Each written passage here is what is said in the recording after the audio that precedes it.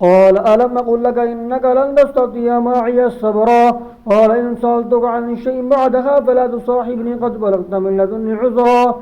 فانطلقا حتى إذا أتيا أهل قرية استطعما أهلها فأبوا أن يضيفوهما فوجدا فيها جدارا يريد أن ينقض فقاما قال لو شئت لاتخذت علي أجرا قال هذا فراق بيني وبينك سأنبئك بتأويل ما لم تستطع عليه صبرا أما السفينة فكانت لمساكين يعملون في البحر فأردت أن أعيبها فكان وراءهم ملك يأخذ كل سفينة غصبا وأما الغلام وكان أبواه مؤمنين فخشينا أن يرقهما طغيانا وكفرا فأردنا أن يبدلهما ربهما خيرا منه زكاة وأقرب رحمة وأما الجدار وكان لغلامين يتيمين في المدينة وكان تحته كنز لهما وكان أبوهما صالحا فأراد ربك أن يبلغ أشدهما ويستخرجا كنزهما رحمة من ربك ما فعلته عن أمر ذلك تأويل ما لم تستطع عليه صبرا ويسألونك عن ذي القرنين قل سأتلو عليكم منه ذكرا إنا مكنا له في الأرض وآتيناه من كل شيء سببا فأتبع سببا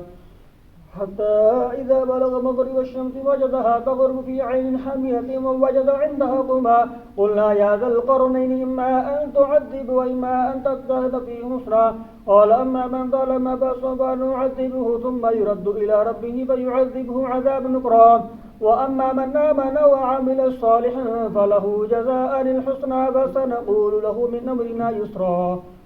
ثم أتبع سببا حتى إذا بلغ مطلع الشمس وجدها تطلع على قوم لم نجعل له من دونها سترا كذلك فقد أحطنا بما لديه خبرا ثم أتبع سببا حتى إذا بلغ بين السدين وجد من دونهما قوما لا يكادون يفقهون قولا قالوا يا ذا القرنين إن يأجوج ومأجوج مفسدون في الأرض فهل نجعل لك خرجا على أن تجعل بيننا وبينهم سدا قال ما مكنني فيه ربي خير فأعينوني بقوة أجعل بينكم وبينهم ردما آتوني زبر الحديد حتى إذا ساب بين السطفين قال انفقوا حتى إذا جعله نارا قال آتوني يفرغ عليه قطرا فما استطاعوا أن يظهروه وما استطاعوا له نقبا قال هذا رحمة من ربي وإذا جاء وعد ربي جعلوا دكا وكان وعد ربي حقا وتركنا بعضهم يومئذ يموج في بعض ونفخ في الصور فجمعناه جمعا وعرضنا جهنم للكافرين عرضا الذين كانت أعينهم في غطاء عن ذكري فكانوا لا يستطيعون سمعا أفحسب الذين كفروا أن يتخذوا عبادي من دونه أولياء إنا أعددنا جهنم للكافرين نزلا قل هل ننبئكم بالأخسرين أعمالا الذين ضل سعيهم في الحياة الدنيا وهم يحسبون أنهم يحسنون صنعا أولئك الذين كفروا بآيات ربهم ولقائه فأحبطت أعمالهم فلا نقيم لهم يوم القيامة وزنا ذلك جزاؤهم جهنم بما كفروا واتخذوا آياتي ورسلي هزوا إن الذين آمنوا بالصالحات كانت لهم جنات الفردوس نزلا خالدين فيها لا يبغون عنها حبلا قل لو كان البحر مدادا لكلمات ربي لنفد البحر قبل أن تنفد كلمات ربي ولو جئنا بمثله مددا قل إنما أنا بشر مثلكم يوحى إلي أنما إلهكم إله واحد فمن كان يرجو لقاء ربه فليعمل عملا صالحا ولا يشرك بعبادة ربه أحدا كافها يا عين صاد ذكر رحمة ربك عبده زكريا إذ نادى ربه نداء خفيا قال ربي إني وهن العظم مني واشتعل الرأس شيبا ولم أكن بدعائك ربي شقيا وإني خفت الموالي من ورائي وكانت امرأتي عاقرا فهب لي من لدنك وليا يرثني ويرث من آل يعقوب واجعله ربي رضيا يا زكريا إنا نبشرك بغلام اسمه يحيى لم نجعل من قبل سميا قال ربي أنى يكون لي غلام كانت امرأتي عاقرا وقد بلغت من الكبر عتيا قال كذلك قال ربك هو علي حي وقد خلقتك من قبل ولم تك شيئا قال ربي جعل لي آية قال آيتك ألا تكلم الناس ثلاث ليال سويا وخرج على قومه من المحراب يوحى إليه من صبي بكرة وعشيا يا يحيى خذ الكتاب بكباباتنا حكما صبيا وحنانا من لدنا وزكى وكان تقيا وبرا بوالده ولم يكن جبارا عصيا وسلام عليه يوم ولد ويوم يموت ويوم يبعث حيا واذكر في الكتاب مريم إذ انتبذت من أهلها مكان شرقيا فاتخذت من دونه حجابا فأرسلنا إليها روحنا وتمثل لها بشرا سويا قالت إني أعوذ بالرحمن منك إن كنت تقيا قال إنما أنا رسول ربي لأهب لك غلاما زكيا قالت أن يكون لي غلام ولم يمسسني بشر ولم أك بقيا قال كذلك قال ربك هو علي حي ولنجعله آية للناس برحمة منا وكان أمرا مقضيا فحملته فانتبذت به مكانا قصيا فجاءها المخاض إلى جذع النخلة قالت يا ليتني مت قبل هذا وكنت نسيا منسيا فناداها من تحتها ألا تحزني قد جعل ربك تحتك سريا وهزي إليك بجذع النخلة تساقط عليك رطبا جنيا وكلي واشربي وقري عينا فإما ترين من البشر أحدا فقولي إني نذرت للرحمن صوما فلن نكلم اليوم إنسيا فأتت به قومها تحمل قالوا يا مريم لقد جئت شيئا فريا يا أخت هارون ما كان أبوك امرأ سوء وما كانت أمك بغيا فأشارت إليه قالوا كيف نكلم من كان في المهد صبيا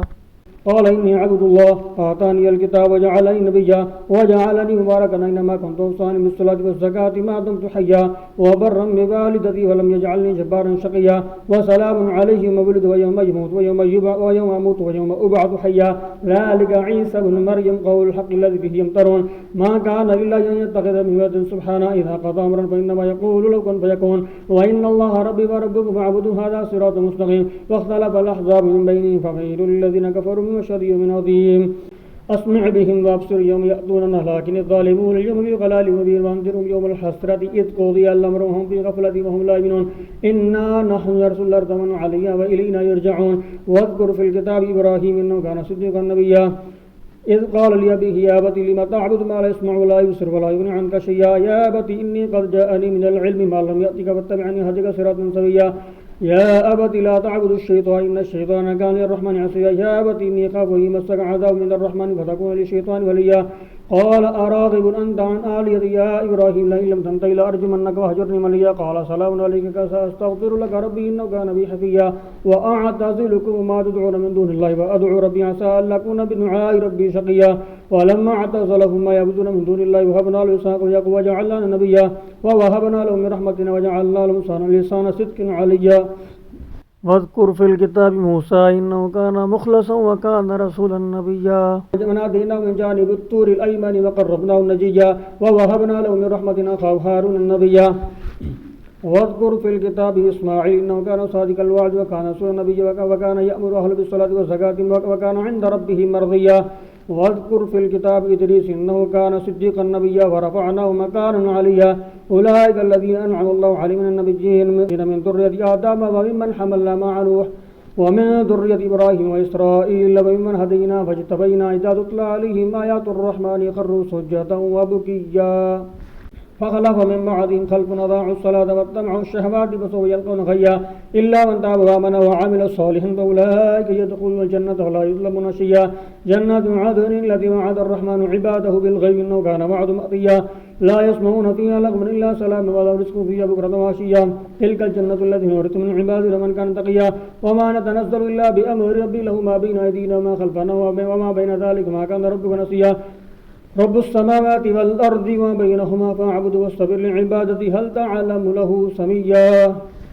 ويقول الإنسان وإذا ما مت لسوف أخرج حيا ولا يذكر الإنسان أنا خلقناه من قبل ولم يك شيئا فوربك لنحشرنهم وشياطين ثم لنحضرنهم حول جهنم جثيا ثم لننزعن من كل شيعة أيهم أشهد أن للرحمن عتيا ثم لنحن أعلم بالذين هم أولى بها صليا وإن منكم إلا بارد وكان على ربك حتما مقضيا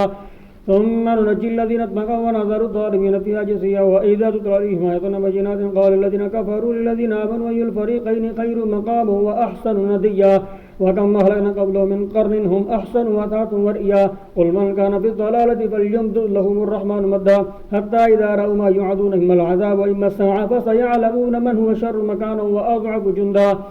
ويزيد الله الذين اهتدوا هدى والباقيات الصالحات خير عند ربك ثوابه خير مردا أفرأيت الذي كفر بآياتنا فقال لأوتين مالا وولدا أطلع الغيب أن اتخذ عند الرحمن عهدا كلا سنكتب ما يقول ونمد له من العذاب مدا ونرثه ما يقول ويأتينا فردا واتخذوا من دون الله آلهة ليكونوا لهم عزا كلا سيكفرون بعبادة ويكونون عليه ضدا ألم تر أنا أرسلنا الشياطين على الكافرين توسمزا فلا تعجل عليهم إنما نعد المدى يوم نحشر المتقين إلى الرحمن يهدى ونسوق المجرمين إلى جهنم يردا لا يملكون الشفاعة إلا من اتخذ عند الرحمن عهدا وقالوا اتخذ الرحمن ولدا لقد جئتم شيئا إذا تكاد السماوات يتفطرن منه وتنشق الأرض وتخر الجبال هدا أن دعوا للرحمن ولدا ما ينبغي للرحمن أن يتخذ ولدا إن كل من في السماوات والأرض إلا آتي الرحمن عبدا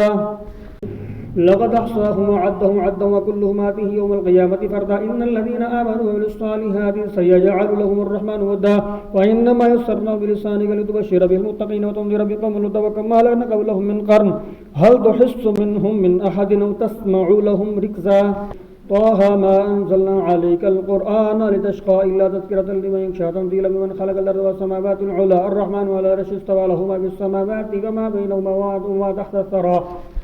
وإن تجهر بالقول فإنه يعلم السر وأخفى الله لا إله إلا هو له الأسماء الحسنى وآتاك حديث موسى إذ رأى نارا وقال لأهلهم كثوا إني آنست نارا لعلي آتيكم منها بقبس وجدوا على النار هدى فلما أتاها نودي يا موسى إني أنا ربك فاخلع عليك إنك بالباطل المقدس طغى وأنا اخترتك فاستمع لما يوحى إنني أنا الله لا إله إلا أنا فاعبدني وأقم الصلاة لذكري إن الساعة آتية نكاد أخفيها لتجزى كل نفس ما تسعى فلا يصدنك عنها من لا يؤمن بها واتبع هواه فتردى وما تلك بيمينك يا موسى قال هي عصاي أتوكأ عليها وأهش بها على غنمي ولي فيها مآرب أخرى قال ألقها يا موسى فألقاها فإذا هي حية تسعى قال خذها ولا تخف سنعيدها سيرتها الأولى واضمم يدك إلى جناحك تخرج بيضاء من غير سوء آية أخرى لنريك من آياتنا الكبرى اذهب إلى فرعون إنه طغى قال رب اشرح لي صدري ويسر لي أمري واحلل عقدة من لساني يفقهوا قولي واجعل لي وزيرا من آل هارون اشدد به أذري وأشركه في أمري كي نسبحك كثيرا ونذكرك كثيرا إنك كنت بنا بصيرا قال قد أوتيت سؤلك يا موسى ولقد مننا عليك مرة أخرى إذا أوحينا إلى أمك ما يوحى أن اقذف فيه بالتابوت فاقذف فيه في اليم فليلقه اليم بالساحل يأخذ عدو لي وعدو له وألقيت عليك محبة مني ولتصنع على عيني إذ تمشي أختك فتقول هل أدلكم على من يكفله فرجعناك إلى أمك كي تقر عينها ولا تحزن وقتلت نفسا ونجيناك من الغم وفتناك فتنا ولبثت سنين في أهل مدين ثم جئت على قدر يا موسى فاصطنعتك لنفسي اذهب أنت وأخوك بآياتي ولا تنيا في ذكري اذهبا إلى فرعون إنه طغى فقولا له قولا لينا لعله يتذكر أو يخشى قال ربنا إننا نخاف أن يفرط علينا أو أن يطغى قال لا تخافا إنني معكم أسمع وأرى فأتياه فقولا إنا رسول ربك وارسل معنا بني إسرائيل ولا تعذبهم قد جئناك بآيات من ربنا والسلام على من اتبع الهدى إنا قد أوحي إلينا أن العذاب على من كذب وتولى قال فما ربكم يا موسى قال ربنا الذي أعطى كل شيء خلقه ثم هدى قال فما بال القرون الأولى قال علمها عند ربي في كتاب لا يضل ربي ولا ينسى الذي جعل لكم الأرض مهدا وسلك لكم فيها السبل وأنزل من السماء ماء فأخرجنا به أزواج من نبات شتى كلوا ورعوا أنعامكم إن في ذلك لآيات لأولي النهى منها خلقناكم وفيها نعيدكم ومنها نخرجكم تارة أخرى ولقد أريناه آياتنا كلها فكذبوا أبا قال جئتنا لتخرجنا من أرضنا بسحرك يا موسى فلنأتينك بسحر مثله وجعل بيننا وبينك موعدا لا نخلفه نحن ولا أنت مكانا سوى قال موعدكم يوم الزينة ويحشر الناس ضحى فتولى فرعون فجاء كيد ثم أتى قال له موسى ويلكم لا تفتروا على الله كذبا فجزاكم بعذاب وقد خاب من افتراه فتنازعوا أمروا بينهم وأسروا النجوى قالوا إن هذان لساحران يريدان أن يخرجاكم من أرضكم بسحرهما ويذهبا بطريقتكم المثلى فأجمعوا كيدكم ثم أتوا صفا وقد أفلح اليوم من استعلى قالوا يا موسى إما أن تلقي وإما أن نكون أول من ألقى قال بل ألقوا وإذا حبال وعصي يخيل إليه من سحرهم أنها نسعى فأوجس في نفسه خيفة موسى قلنا لا تخف إنك أنت الأعلى والق ما في يدك تلقوا ما صنعوا إنما صنعوا كيد الساحر فلا يفلح الساحر حيث أتى فألقي السحرة سجدا قالوا آمنا برب هارون وموسى قال آمنتم له قول أن أذن لكم إنه لكبيركم الذي علمكم السحر فلأقطعن أيديكم وأرجلكم من خلاف ولأصلبنكم في جذوع النخل ولتعلمن أينا أشد عذابا وأبقى قالوا لن نؤثرك على ما جاءنا من البينات والذي فطرنا فاقض ما أنت قال إنما تقضي هذه الحياة الدنيا إنا آمنا بربنا ليغفر لنا خطايانا وما أكرهتنا عليه من السحر والله خير وأبقى إنه من يأتي ربه مجرما فإن له جهنم لا يموت فيها ولا يحيا ومن يأته مؤمنا قد عمل الصالحات فأولئك لهم درجات العلا جنات عدن تجري من تحتها النار خالدين فيها وذلك جزاء من تزكى ولقد أوحينا إلى موسى أن أسر بعبادي فاضرب لهم طريقا في البحر يبسا لا تخاف دركا ولا تخشى فأتبعهم فرعون بجنوده فغشيهم من اليم ما غشيهم وضل فرعون قومه وما هدى يا بني إسرائيل قد أنجيناكم من عدوكم وواعدناكم جانب الطور الأيمان ونزلنا عليكم المن والسلوى كلوا من طيبات ما رزقناكم ولا تطغوا فيه ويحل عليكم غضبي ومن يحلل عليه غضبي فقد هوى وإني لغفار لمن تاب وآمن وعمل الصالحات ثم اهتدى وما أعجلك عن قومك يا موسى قال هم أولئك على أثري وعجلت إليك ربي لترضى قال فإنا قد فتنا قومكم بعدك وأضلهم السامري فرجع موسى إلى قومه غضبان آسفا قال يا قوم ألم يعدكم ربكم وعدا حسنا أفطال عليكم العهد وأمرتم أن يحل عليكم غضب من ربكم فأخلفتم موعدي قالوا ما أخلفنا موعدك بملكنا ولكن حملنا أوزارا من زينة القوم فكتفناها فكذلك ألقى السامري فأخرج لهم عجلا جسدا له خوار قالوا هذا إلهكم وإله موسى فنسي أفلا يرون ألا يرجع إليهم قولا ولا يملك لهم ضرا ولا نفعا ولقد قال لهم هارون من قبل يا قوم إنما فتنتم بي وإن ربكم الرحمن فاتبعوني وأطيعوا أمري قالوا لن نبرح ليكفنا حتى يرجع إلينا موسى قال يا هارون ما منعك إذ رأيتم تضلوا ولا تتبعوني فعصيت أمري قال يا ابن أم لا تأخذ بلحيتي ولا برأسي إني خشيت أن تقول فرقت بين بني إسرائيل ولم ترقوا قولي قال فما خطبك يا سامري قال بصرت بما لم يبصروا به فقبضت قبضة من أثر الرسول فنبذتها وكذلك سبلت لنفسي قال فاذهب فإن لك في الحياة أن تقول لا مساس وإن لك موعدا لن تخلفا وانظر إلى إلهك الذي قلت عليها جبال نحركنه ثم لننسفنه في الجميع يسعى إنما إلهكم الله الذي لا إله إلا هو واسع كل شيء علما كذلك نقص عليك من أنباء ما قد سبق وقد آتيناك من لدنا ذكرا من أعرض عنه فإنه يحمل يوم القيامة وزرا خالدين فيه وسألوا يوم القيامة حملا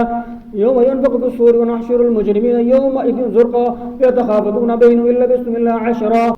نحن أعلم بما يقولون إذ يقول أمثلهم طريقة إلا بسم الله يوما ويسألونك عن الجبال فقل ينسفها ربي نسفا فيذرها قاعا صفصفا لا ترى فيها عوجا ولا أمتا يومئذ يتبعون الداعي لا عوج له وخشعت الأصوات للرحمن فلا تسمع إلا همسا يومئذ لا تنفع الشفاعة إلا من أذن له الرحمن ورضي له قولا يعلم ما بين أيديهم خلفهم ولا يحيطون به علما وعنت الوجوه للحي القيوم قد خاب من حمل ظلما ومن يعمل من الصالحات وهو مؤمن فلا يخاف ظلما ولا هضما وكذلك أنزلناه قرآنا عربيا وصرفنا فيه من الوعيد لعلهم يتقون ويحدث لهم ذكرا فتعالى الله الملك الحق ولا تعجل بالقرآن من قبل أن يقضى إليك وحيه وقل رب زدني علما ولقد عاهدنا إلى آدم من قبل ونسي ولم نجد له عزما وإذ قلنا للملائكة اسجدوا لآدم فسجدوا إلا إبليس أبى فقلنا يا آدم إن هذا عدو لك ولزوجك ولا يخرجنكما من الجنة وتشقى إن لك ألا تجمع فيها ولا تعرى وأنك لا تسمع فيها ولا تضحى فوسوس إليه الشيطان قال يا آدم هل أدلك على شجرة الخلد وملك لا يبلى فأكلا منها فبدت لهما سواتهما وطفقا يصبان عليهما من ورق الجنة وعصى آدم ربه فغوى ثم اجتباه ربه فتاب عليه وهدى قال اهبطا منها جميعا بعضكم لبعض عدو فإما يأتينكم مني هدى فمن اتبع هداي فلا يضل ولا يشقى ومن أعرض عن ذكري فإن له معيشة ضنكا ونحشره يوم القيامة أعمى قال رب لم حشرتني أعمى وقد كنت بصيرا قال كذلك أتتك آياتنا فنسيتها وكذلك اليوم تنسى وكذلك نجزي من أسرف ولم يؤمن بآيات ربي ولعذاب الآخرة أشد وأبقى أولم يهدي لهم كما أهلكنا قبلهم من القرون يمشون في مساكنهم إن في ذلك لآيات لأولي النهى ولولا كلمة سبقت من ربك لكان لزاما وأجل مسمى فاصبر على ما يقولون وسبح بحمد ربك قبل طلوع الشمس وقبل غروبها ومن آناء الليل وسبح أطراف النهار لعلك ترضى ولا تمدن عينيك إلا مما متعنا به أزواجا منهم زهرة الحياة الدنيا لنفتنهم فيه ورزق ربك خير وأبقى وأمر أهلك بالصلاة واصطبر عليها لا نسألك رزقا نحن نرزقك والعاقبة للتقوى وقالوا لولا يأتينا بآية من ربنا ولم تأتهم بينة ما في الصحف الأولى ولو أن أهلكنا بعذاب من قبله قالوا ربنا لولا أرسلت إلينا رسولا نتبع آياتك من قبل أن نذل ونخزى قل كل متربص فستعلمون من أصحاب الصراط السوي ومن اهتدى